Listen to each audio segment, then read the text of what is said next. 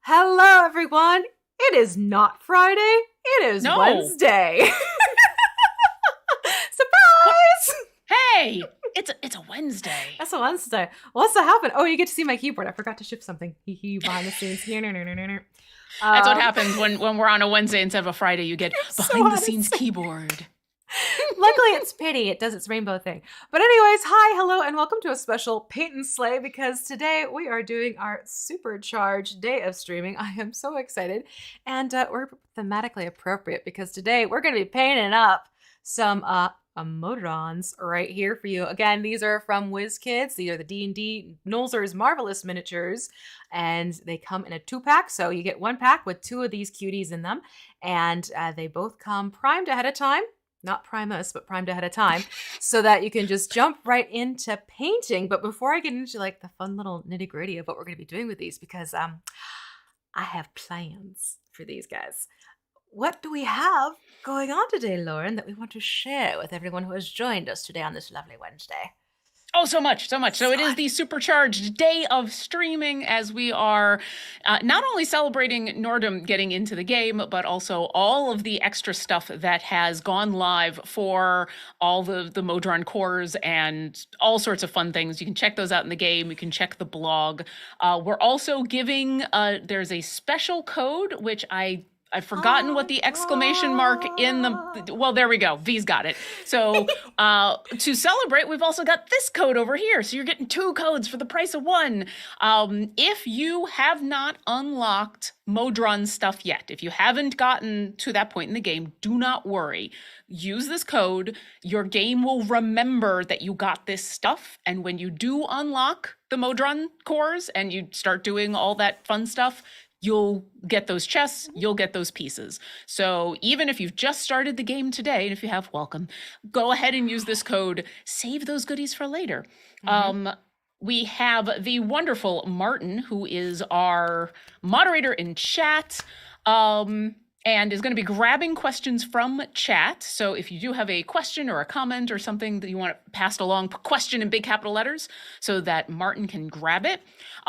We normally stream on Fridays from 12 to 2, but today we are just an hour. So this will be part 1 of Modrons, and then part 2 will be on Friday, and you can join us then. And then real quick, for the next couple of hours, after us, there's going to be a special formation save with Sean, who's going to be doing an hour-long help you with your formations. After that, it's the sketching hour. Yay. Regular day, 1 hour earlier. Yeah, we've just all shifted a little bit. Same wonderful sketching hour, 1 hour earlier. Guess what? We probably are going to have some Modron fun today on the sketching hour. And then after that, Garwar is going to be joining the stream for 2 hours of a special Garwar's Guide to Everything. So there's still plenty of stuff coming up. I think that's everything I need to say. And if I've forgotten something, someone will remind me and poke me. Yeah. Sounds good to me. All right, very cool. So we're going to say goodbye to Nordum. Bye, sir. But we're going to take a look at our 2 little friends that we have going on here. Now, like I said before, these are from WizKids, the D&D Nolzur's Marvelous Miniatures line. And when I popped these 2 out of the package, there was some fun going on with these that we haven't really seen quite yet in previous miniatures.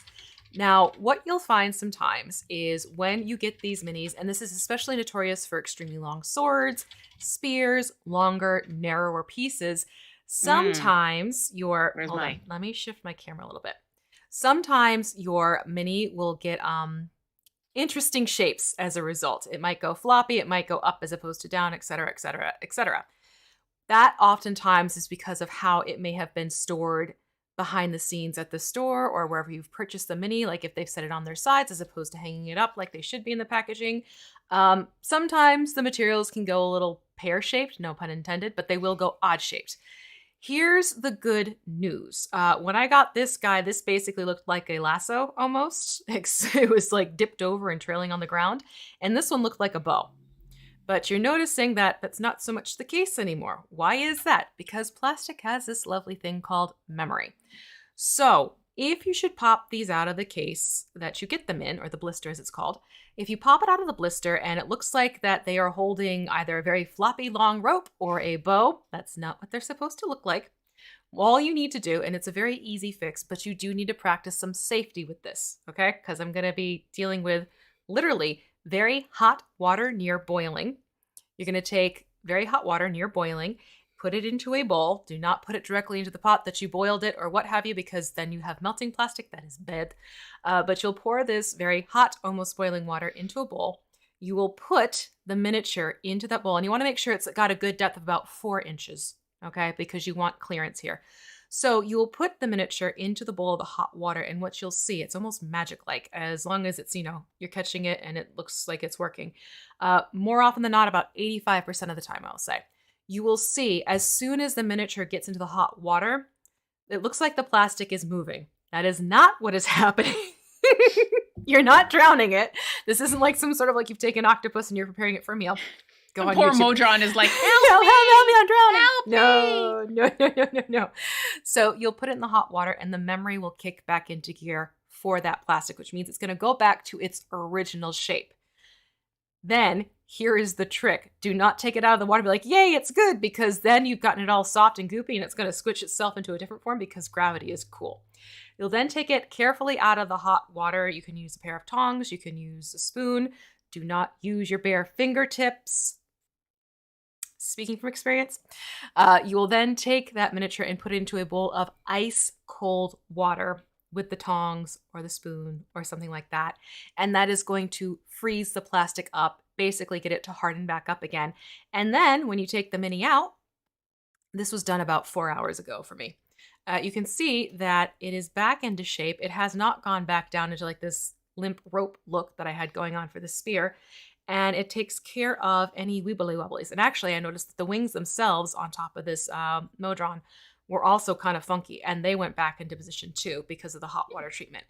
There are other ways to heat your plastic to get the muscle memory, not the muscle memory, no, the memory to the plastic back. You can use a hair dryer. There are things called heat guns, but please be careful with those because, again, meltage is a thing. It is very real. But quite frankly, hot setting on your standard hair dryer, that usually can be enough to sort of wake up the plastic and get it to go back into shape. The important thing is to always make sure to dip it into that ice cold water. Not tepid, not kind of cool, not, hey, I can guzzle this down, no problem. It has to be ice cold. So you're dealing with extreme temperatures. So that's the quick little blurb about how you fix your minis if they're coming out looking a little interesting. So just keep that in mind. So now we have our little monodrone and we have our duodrone ready to go. And the next thing we're going to do, we're going to paint these in 2 different methods in tandem because it were fun like that. One is going to be with metallic paints, and the other one is going to be a technique called non-metallic metal, or NMM, if you're in the mini painting community and you see something like that. And again, these come primed ahead of time, so you can just take them out of the packaging, tweak the shape a little bit if need be, and then jump back into it. So NMM, think like M&Ms with an N in front, is using all paints, but you're not using anything metallic. So this is just a construct dragon that I have done this technique on. And you can see it has a metallic look to it. I have not used a single ounce of metallic paint to get this effect. So we are going to capture this trick. It really is a trick of the eye. It's playing with lighting and it's playing with colors on the duodrone. And then we will do a more classic metallic paint on the monodrone is the plan. Now, so the question is there a reason you would do one technique over the other? There's supplies. Some people prefer the NMM variety because you get a more weather-worn looking metal as a result. Whereas sometimes the thing with metallic paints is when you use the bright and shiny shimmery metallics, they tend to look sparkly and new. And then you have to go back in and weather the metal to look more aged if that is what you're going for. But honestly, it also boils down to some people just like the challenge of learning how to hit the lights and everything like that a certain way. Some people prefer just to be able to use their flat metallic paint so they can customize source of lighting so that the armor is glowing in a specific direction because of a source of light. It gives you a little bit more leeway as opposed to, hey, it's sparkly. which you get with standard metallic paint. So we're going to have some fun doing that. Okay, so that's the plan. I'm excited. I'm excited too. So we'll see what happens. And the technique I'm going to show you that I used on here is a little bit more of a, we're going to call it a shortcut method. There are other ways of doing it where you would actually go in with a very fine detail brush and you would physically go through and hand line each of these little edge details. Wow. But I'm going to show you my little trick to make this a little bit faster, but still get very similar results. And the more, again, worn and aged looking metal. Awesome. Yes. I'm going to answer a couple of quick questions that came on in because they are very, very relevant. Evil Turnip says part 1. Yeah, because, why hurry? Why hurry through these things? So this will be the start. A lot of the minis that we paint, we do in parts. So that once again, not a hurry thing. Right. Vajus says, when does the event start? Now. The event has begun. If you don't see it in your game, you may need to shut down your game and turn it back on again because, like Modrons, sometimes computers need to be shut down and turned back on again. So if you don't see the event, go ahead and just turn the game off and turn it back on again. You should. And Reaver01 says, are those minis paint ready or do you need to prime them? And are you using standard acrylic mini paints? As V said, the WizKids ones that we are using come ready to go primed. Yes. And we're both using Vallejo paints. You can use any type of paints. I will guide you through basic general colors. You can use anything from miniature paints from various sources. You can even use, clutch your pearls, darling, craft paints. Yes, I have used craft paints with much success. So if it's something you have on hand, you have craft paints, as long as they're acrylic, very good to go. I wouldn't recommend using oil paints, which yes, you can also use on miniatures because those are different techniques for cleanup and tricks and everything like that, which I don't have to show you. So we're sticking with acrylic paints is what we're doing here. Alrighty. So you ready for this one? Yeah, let's do this. Awesome. So what we're going to do is we're going to first take our little, I always like blank on their names suddenly. The monodrone. I have to remember. Look at the shapes, look at the eyes, etc. So we're going to take just straight up black paint. All right, typical black. It's also called black in Vallejo. Not kidding. See, there you go. We're using the game color line. So give your paints a little shake. Get those pigments all mixed up together, and we're going to paint this one up completely black. Wow. All right. Okay. That's all I can give you. Just straight black, nothing else. No, nothing else. We're going to have some fun. We're going to have some fun because honestly, personally, I like to use shadow layers when I do my metallics because I find it gives more depth to the end result of the metal effect. So we're going to do the shadow layers, which is basically building up a dry brush layering technique to highlight different surfaces of the miniature. Now, my black is nice and thin on its own, so I rarely, if ever, have to thin it out. But if your paint is coming out and it is like toothpaste or ketchup, it's too thick. That means you want to take a few drops of clean water and just drop it onto your palette, whether it is a wet palette like I'm using on the side here or a paper plate. Those work very well too. You just want to thin it out to the consistency of something like a good maple syrup. Okay. All right. Yeah, which I got to do on my black because it does come out very, very, very, very, very thick.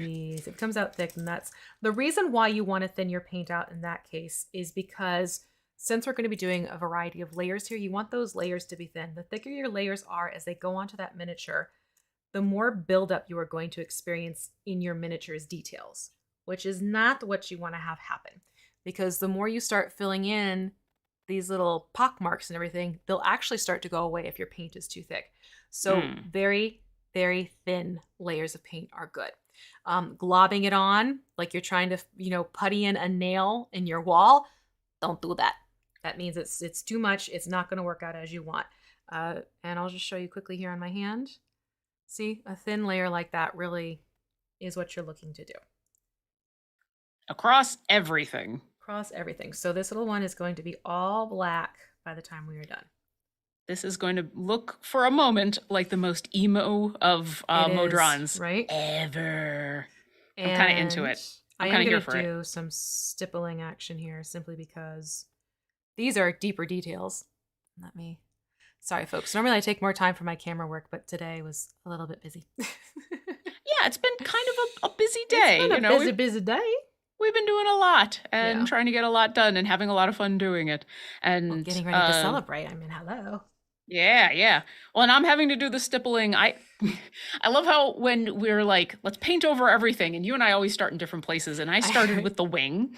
I don't know why, but the wing also has a lot of a really good detail. Yeah. So, which you can see right now because of how my paint is nice and thin. It's sort of poking out already. yeah. Whereas I'm not going to be able to show off mine quite so well because I do not have the nice close-up camera, but I will do my best. And we always take pictures as often as we can and post them on social medias, and then also, wait, let me get a cup ready, on our discord.gg/idlechampions. Come to our Discord. There is a channel in the Discord that is just for Paint and Slay, where we post not only the supplies that you need to join us, but also pictures. And you can post pictures there too if you're working on a mini of your own, if you are joining us, if you've watched any of these shows on YouTube and are joining us for one of these minis, then go ahead and post your awesome minis because we like looking at them. They're fun. Absolutely. It's lots of fun. Yeah. And let me also make sure. Oh, Reaver01 says, first time really watching this show. Can't wait to see the techniques and how you use them. Thank you. Yeah, we do a lot of different techniques. I've learned a lot. I have learned a lot of things. And if you have missed shows, then like I said, we've got a whole YouTube playlist on YouTube and where you can watch all the fun stuff. And if you do have any questions, go ahead and ask, because this is half for fun and half for learning about how to paint these minis.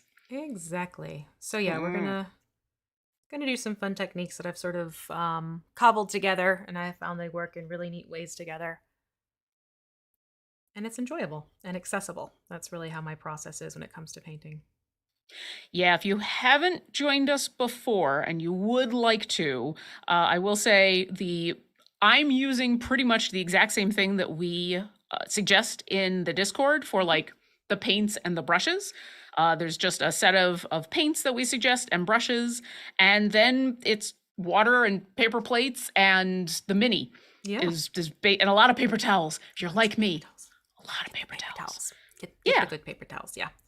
So there's a tiny bit of an investment at first to get the paints and the minis, but then of course, or the paints and the brushes, but then of course you're using those paints and brushes for everything. Exactly. And I have yet to need to buy anything new, especially with the paints. Like even though we've done a lot of green things, I still have tons of green. Yep. We've just done a lot of green. So yeah, it is pretty easy to get into and join us. And then, especially since a lot of the minis that we do are these cute small little ones. They're so fun. Yeah. I like that we're getting a chance to do a small one a little bit slower, because we did that skeleton the speed paint. Yeah. Which but that was fun to do, but this is, Oh yeah. And skeletons are a little more basic than Modrons. I think Modrons have a lot more. We have a few more details on these to bring out than we do with other ones. And again, the two different techniques. Oh, do these things only have... They do. Huh. I never noticed before, but Modrons only have 3 fingers and a thumb. Yep. I wonder, so my lovely partner is an artist, and he does a lot of comic book art, and he has talked at length about the difference between a 3-finger hand and a 4-finger hand, and how much easier it is when your characters only have 3 fingers versus 4 fingers. And it makes me wonder if someone was just like, you know what? Modrons, they don't need pinkies. Pinkies Who needs a pinky? Overrated. Exactly. But I find myself thinking about that every time I'm looking at hands, is I'm hearing Luke in my head go, oh, no pinky, great. Easier to draw. There have been times that I have gotten miniatures where the counts aren't even right. Like, there have been a couple miniatures where one hand has 3, the other hand has 4. Whoops. Even toes situation. there have been things like a detail on a dragon. It had the elbow. I don't know what you'd call them. I call them elbow horns, quite frankly, where there are elbow horns on the one arm in the front. And then when you go to paint the elbow horn on the other one, it's not there. You can kind of get away with that with a organic creature. Yes. You can always say, you know, because there's variations in horns and, you know, maybe they lost a toe and things. Yeah. But with a Modron that is supposed to be perfection and law and order, probably want your balance. Yeah, you probably want your Modrons to have the same number of pieces. But what I have found with that sometimes is because of there was a point to my rambling when you go to the official art sometimes. Like with the Slod, what I realized is in the official art, it looks like because one of the toes is sort of occluded by some soil or a rock or something, it does look like it only has 3 toes on 1 foot. So it matches the official art. It's just the official art itself. Maybe like a toe is hiding underneath the soil or something like that. And also things like the side of the dragon that had the elbow horn detail was the other side that wasn't pictured in the art, or it was vice versa or something like that. So it's just those little details. It's like, oh, okay, I see how that happened because you're either filling in the blank or someone was very literally following the artwork. Yeah. So yeah, just it's interesting. Yeah. I do wonder in these days of 3D printing and easier files on the computer, if there are just reams of files of this is the actual full-on dragon. This is what a dragon looks like. This is like the STL file for 3D printing kind of thing. Yeah. Why do you have a hole in the middle of your spear? Why? What are holes in spears for? Wait, that is a full-on hole. Here my brain's been thinking, oh, that's just 2 holes in the middle of the spear that this little one has. What does the holes definitely do? Make sure you put. I don't know. Unless, quick chat, what do the holes in a spear do? Could you thread it around something and then you can throw it over your shoulder so it becomes like a strap spot? Maybe. Okay. Very non-technical. A strap spot. I mean, you've said what it is. I understand what you're talking about, so it is an accurate statement. But yeah, I don't know what the. Why would you have holes in your spear like that? That is interesting. But yeah, it's like thread the needle on these holes to try to get on the inside. There we go. Okay. So Wolfson73, hello, thank you, says it's to add rope. So hey, I wasn't wrong. Hey! Or make it lighter. Okay, that makes sense. That I can get behind. That makes sense. Very cool. I figured there had to be a reason because, once again, Modrons. Yes. Okay, so I think I'm done with doing the old lick. I think I'm done too. I'm doing the search for spots I missed. I'm doing the. Yeah, I know. Turn this around and around and around. But yeah, I think I got my emo Modron going on here. Emodron.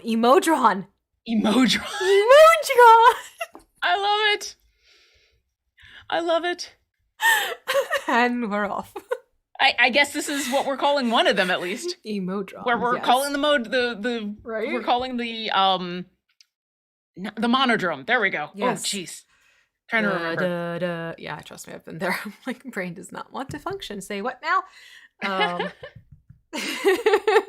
Chat's having fun with that one. Emodron, imodron. You know, it's all good. It's all good. All Modrons. Yes. All Modrons. All Modrons all the time. So we're going to go back to there's my black. So we're going to now create a very dark brown for our duodrone. However, we want this brown to be a very warm brown. So I'm going to actually mix in some sun yellow with beastie brown and black. And you want it to be, do I have a good reference color here in front of me or that I can think of? Like a good mahogany. Like a rich, warm mahogany tone. I'm trying to think of a food tone that would encapsulate that, but I really can't think of. Like if I say chocolate, there's so many chocolate makers out there that chocolate. I was thinking coffee, but coffee also Coffee can has also. a variety, There we go. A but good Earl Grey tea. There we go. A good ooh, Earl okay. Grey tea, dark brown. I try. I really do try Yeah. with the food references. Or Okay. actually, or a good maple syrup color. There you go. Ta-da! Done. Done. All right. So what's our mixture here? I honestly, I need to wing it because I have not had a chance to play around with these. I'm gonna do equal parts black and beastie brown, and Okay. just a touch of the yellow because I don't want the yellow to overtake. I just wanted to add warmth. And the reason why I'm not going in with red is because it has a very strong chance of making things look purple. I don't want purple. No, no, no, no, no. Not for these lovely, No. lovely guys. Oh, why yellow? Ew. What did yellow explode? No, it had a when you get the little bit of the dried paint in the cap, Oh, the and so you plug. open it up, it's like, Yep. uh, Yep. A plug oh, popped this in. is disgusting. Yeah, it can happen. Yeah. All right. So while I'm mixing this, Mixing, mixing. Always mixing.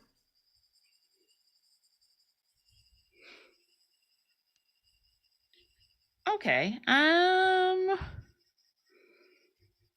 I've got a brown, but it seems to be a darker A brown. darker brown. Yeah. So that's what I'm noticing too. You have your orange fire there too, right? I have access to it. Orange fire. I'm gonna try that one too. We're experimenting on the fly. Yeah, I kind of adjusted course after our change of plans. Whoop, hit my microphone. We did have some other stuff come in. Rylar wants to know what's a great online site to buy minis, which is an excellent question. That's a very good question. So you have a few options. If we're talking specifically to the miniatures you see us using, which are the ones from WizKids, then you can go to a few places. You can check out dndmini.com, which is the Dungeons and Dragons official WizKids site for all of their WizKids products. So you can go there and check it out. Again, dndmini.com.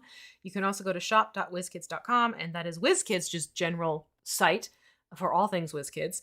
You can also go to Amazon and check out amazon.com. Just please make sure that when you are buying, it says WizKids as the shop name, not like a third-party store, just because you can run into issues that way. Or my other favorite place to go to is miniaturemarket.com. That's another fantastic resource for all things miniatures, WizKids and other brands. Okay, yeah, I'm liking this a little bit better because now I'm getting that nice goldeny rich brown that I've wanted. Yeah, I'm getting pretty. By adding a little bit of an orange in there instead. Yeah, I think I've gotten pretty close there too. Great. Then I'm gonna go in and start painting. Well, actually, I'm gonna bring a little water to the party right now because these paints are slightly water thicker. to the party. Yeah, it's a good idea. I'm gonna do the same thing. And I'm gonna start painting the duodrone in our, I guess, kind of like an Earl Grey. In our tea, we're painting it in tea. In tea. I wonder if we still have the tea command. So, wonderful, lovely Mars, who is amazing and awesome, is feeling a little bit under the weather, and so that's why there's been no Mars today. But I know Mars is always a fan of tea, as am I, and I am too. That is my go-to. Yeah. I feel like this should be the new tea command. Is what color are we painting this monodrone, this duodrone? Right. This color of tea is now what we tea. have. This tea color. Oh yeah. So the awesome Martin, who is our moderator for today, says that there is a tea command, but it's not updated. Because technically none of us are drinking tea. We should update the tea command to say the duodrone is now in. Oh, what are you drinking, V? Dandelion root tea. Ooh, it's nice. actually quite lovely. It's got this lovely earth-rich flavor to it. Nice. Yes. Whereas I've got low sugar mango juice. Oh, there you go. Actually, it's no sugar. It's 0 sugar mango juice because, you know, when you get to a certain age, you got to watch out for that kind of stuff. Yeah. And I am at that certain age, but it is actually really, really good. Like I can't imagine having any more sugar in this because it would be too sugary. Well, that's like my black cherry tea. Oh, it's so nice just on its own. Mm-hmm. And then sometimes, every so often, I will put in a little bit of oat milk. And it becomes almost like a warm cherry ice cream is the best way to describe it, but it's not super sweet. Nice. Yeah, it's just this lovely tart, slightly sweet, naturally on its own, no sugar needed. I like it. Uh, let's see. Reaver01 also asks, what technique do you find that you use the most for effects? Oh, It's an can interesting we question. scope that in a little bit? Because there are a variety of different effects that could fall into. So, what type of effects are you thinking? Could you describe effects, sir? Which effect would you like us to Yes. talk Could about? you describe the effects, sir? I'm kind of riffing off of an old movie quote. Could you describe the ruckus, sir? Would you describe in gory detail? Yeah. I never expected to say this today, but here we go. I'm stippling the face and it's working pretty well. Yep. Those are deeper details, so stippling is definitely going to be your friend. And if need be, might need to pull the spear a little bit to get him to hunch a little bit so you can reach. I'm finding with mine. Manipulate. Oh, no, I'm not going to say the rest of that one. Just Yeah, manipulate the spear. just move it. It was interesting when you started and gave all that good advice on, hey, if you pull a mini out and it's got some issues. My duo drone was fine, and my mono drone, the spear was not bowed in any way, but Oh, the mono drone was holding the spear so low that it was below the base oh of no. the mini. And so Uh-huh. I'm like, I can't get this thing to stand up. Yeah, I can't no, get that's this not thing to good. stand up. Yep. So we'll see if I've done enough, because I basically just needed to bend that spear back up a little Yeah, bit there's a and be little like, bit. hey. Yeah, there's a little bit of wiggle room, literal wiggle room, with your minis. What you don't ever want to do is forcibly jerk a miniature around. That's where snapping and breakage can happen. So Mm. whenever I go to move a mini, I do slow motions and slow pulls just to be sure I am not wrenching the plastic and thereby cracking it or snapping it. Now, say Yes. someone has done that. Say someone has whoopsies, messed up a mini by breaking off a piece. Right. What is the, I mean, I'm assuming super glue, but beyond super glue, any other techniques for putting minis back together? There are. Some of them can be very tricky depending on the size of the piece that's broken, because there's this option called pinning, which is where you basically drill one hole into one side of the broken area and then a hole in the other side. And yes, this is a specialty drill that you would have to get. They're called little hobby hand drills. And then you could literally put a pin in the hole, super glue one side in, and then super glue the other side once you have the right length figured out. And that pin acts as a means of strengthening that now weakened spot. It doesn't Hmm. always work because sometimes, especially like with this spear, you'll notice these are very narrow and thin. Pinning would be near impossible in this case. So, Yeah, I was gonna say this is probably a technique for larger minis, I'd it's assume. a technique for larger spots on miniatures or larger minis.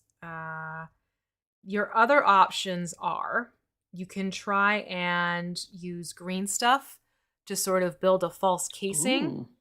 Ooh. Um, but again, that takes a little practice. It's not the easiest thing to do. The other thing you could do is it's a quick trick and it will leave a little bit of texture, and sometimes you might get some discoloration, is the only issue. You can take baking soda and mix it with super glue. So basically, you put super glue on the spot. Sometimes I need two people to do this. Put super glue where you want to mend. Take the other piece and stick it on there, and then you would sprinkle some baking soda on top, and that would actually create this hard shell to secure them together. But Interesting. it can very easily leave like little lumps or rough texture. But FYI, it's a technique that's been used for many ages with nail art, like fingernail manicure art. So that's something else that you can do to kind of try and reconnect the points.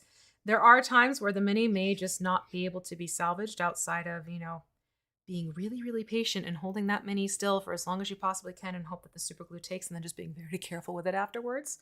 Mm. That is something you could always do too, but there's no guarantee it'll stay put. So I just realized something. Hmm. I didn't go for the base on the mono drone. Oh yes, Uh, the base, all the mini. We're doing the whole mini. okay, so I will remedy this with the duo drone. There I'll you have to go go. back to my mono Yeah. drone. I'll probably go back a little later because that was just Yeah, straight that was black, so straight I don't have black, to so worry we're good. about. Yeah. Yeah, but I got down to the base and I'm like, oh wait, did I do the base on the? I did not. It's all about that base. At least I remembered to do it on this one, which is a mixed brown, Mm, and not have to worry about the base on the other one. So. yeah. Oh my goodness, it's already like 10 minutes to Oh four. yeah, Yeah. jeez. We're so used to having I 2 hours, and it already know. flies. It already flies by in 2 hours. Zip, zip, Let me zoom. grab a couple more questions. Um, uh, Panthos Max says, "Can you recommend resources or YouTube Twitch channels for beginning mini painters? Minor painters? Mini painters." Hi, hello, how are you? I'm V Muse, owner of the Crafting Muse channel over on YouTube. There, Yeah, you can oh, did I freeze or did Lauren freeze? Well, just in case, if you go over to the YouTube channel, I have a whole bunch of painting streams and videos on demand that explain how to get into miniature painting. And we shall see what happens here. Frozen Lauren. Okay. So, unfortunately, we have a frozen Lauren for some reason. But yes, my YouTube channel has a wealth of information, especially the lunch break live streams that I did. A lot of it is step by step by step. However, there are other fantastic mini painters out there that I highly recommend. There are some out there who do pictorial tutorials, picture tutorials, and they do a great job of that. That is Angel. Oh, and we've lost. Oh, look, we're getting Inception factor. So I'm going to leave this up here for now, but I'm just going to hide Lauren's cam. And sometimes what'll happen is if Lauren calls back in, she'll just pop right in, no problem. But we all get to hang out together. So another fantastic mini painter. It is Angel, Angel Vidal or Heraldez. I always, because he has a very long name, but fantastic, talented painter. There is a wonderful YouTube channel that they run, and their tutorials are either quick videos or conglomerations of pictures linked together like a slideshow. Also, great resource. But really, what I would recommend is if you can try and find a few different mini painters whose work you appreciate or admire, and then go to either their social media, see if they do have Twitch channels or YouTube channels, and watch what they do. Because what I have found is people who like the styles of the artists, because we're all individual artists, we all have our own techniques and our methods and our styles to how we paint. I find that people who watch others who paint and enjoy how they paint, it makes it a lot more easy for that person who wants to learn how to paint to pick up the techniques and to learn things, because they're able to already identify with what's being done and what they're seeing. So that would be my suggestion in general if you are brand new and getting started. There are also other valuable resources out there that you can pick up, like beginner kits, whether at your local game store or online. And those beginner kits will often have things like the paints and the brushes and the miniature included. This is across the board for a bunch of different mini companies that will work out well. And I'm trying to think what else. Really, it's just kind of hopping around and finding what you lock into. And the biggest thing I find for beginning painters is the worry of, well, what if I mess it up? I'm afraid to get started, etc., etc. That's actually totally, totally cool and okay. Minis are painted and paint can be stripped off. So if it's something where you're not happy with the end results of your miniature, you can go back and strip it using various techniques. I like to use 90% rubbing alcohol and start all over again. Just make sure if you've done a pre-primed miniature, you have to prime the mini then, because the primer is gone at this point if you've stripped it. But just jump into it. Give it a go, because mini painting is one of those things, the more you do it, the more your hands will build. Speaking of memory, your hands will build that muscle memory, which helps you with those smaller finite details, and it becomes more second nature for you as you go through and you start painting these minis. And it's something where a little bit, even if you just pick up a mini for an hour once a week and start painting, that's all you need to get into the motions of it and to get into the process of mini painting. And don't be intimidated by it, and find minis that you like the look of. enjoy the mini that you're painting too, because that also helps. If it's something you're really excited to get onto the table and show off, or just heck, even to have up as a display piece, I find that also helps too. If it's a miniature you're really, really invested with, and oh no, Lauren lost power. Oh, Lauren. Well, we have you in the chat, and I'm just gonna miss you. Just gonna miss you up here is the only thing. So yeah, we have it here now. At least I have it here now. Bummer. Oh, yes, power underscore Lou. That is an excellent, excellent point. Keep that first mini no matter how bad. It's fun to see how far you've progressed months and years later. I have done this as well. I still have my first mini that I ever painted.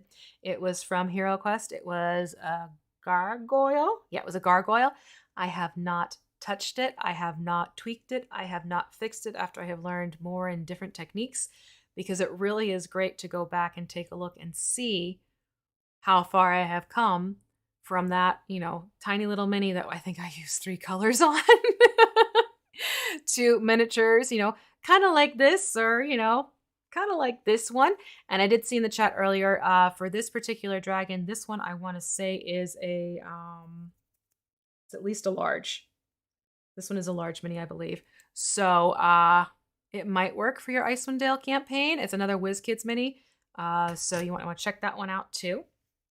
But yeah, mini painting is always a process. Best thing about Hero Quest is the gargoyle. I know there are a couple other cool ones. I also did the Rangers that did like the arrows, the archers. There we go. That's the word I'm looking for. Headlamp. Oh heck no, J-Dog. That gets in the way. Nope. It's also, I honestly have a whole bunch of good lighting around me, so I'm set. Headlamps, no. Let's see here. Any other questions? Let me see here. I'm just going to scroll a little bit, and then we're actually going to need to start wrapping up soon, believe it or not, because we have this fantastic day of streaming. I think, let's see here. Yep, talked about the dragon. All right, so before I wrap this up, and I also don't want to jump in and progress too much further without Lauren, because we're getting into some other fun steps. So remember, we get to see you again on Friday. Yes, you get a 2-parter. So we're back again on Friday, again at 12 p.m. We're going to keep going with these 2. This one's going to be the non-metallic metal technique, and this one is going to be our classic using metallic paints technique. So we're going to get 2 different Modrons looking their lovely metal selves when all is said and done, but with 2 different or a bunch of different techniques. And if you are joining us for this supercharged day of streaming, don't forget we have a fantastic code for you.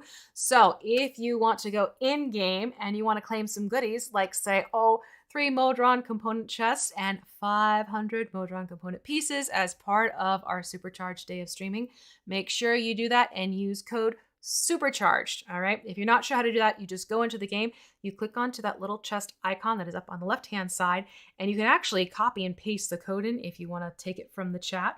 You can pull it from the chat and do that. Or you can, classic type it in and you'll be able to claim that. If you don't have things set up yet for Modron mode, that is perfectly okay. Everything that you claim today will sit in your inventory and wait for you until you are ready to have those put into use, because you finally got to that point. But yeah, I'm very excited about that one. So hopefully you all are getting over there into your game. And also don't forget, as of right now, you see this happy, lovely creature right here next to me. Nordum is available in game now. So make sure you get in there, start playing, unlock, and add this champion to your formations. I cannot wait for y'all to see all the fun and lovely things that Nordum does as well, or Nordum, I should say. Nordum does as well. Believe it or not, it took me a good 2 months to realize that that was Modron backwards. Yeah, that's that's how quick on the draw I was with that name. But yeah, we have that starting up now. You want to get into your game, you want to get that going. Don't forget, if you've been hanging out with us here for our supercharged day of streaming, get that code going and claim that. It's all good stuff. And don't go anywhere, because even though I'm wrapping it up here, we still have some fun for you. We have, why am I blanking on that one? We have Sean joining us next with Formation. And then I think we have Garwar coming up behind after that one. So really, it's a full day of streaming.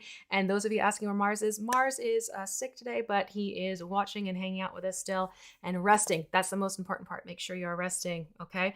That being said, I think I'm going to wrap this up. Formation save. Thank you. Thank you, Garwar.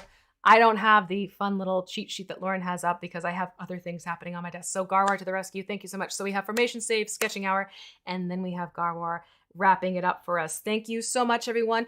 Thank you for hanging out with us today. I will see you on the flip side on Friday. Until then, take care, everybody. All right. Bye-bye.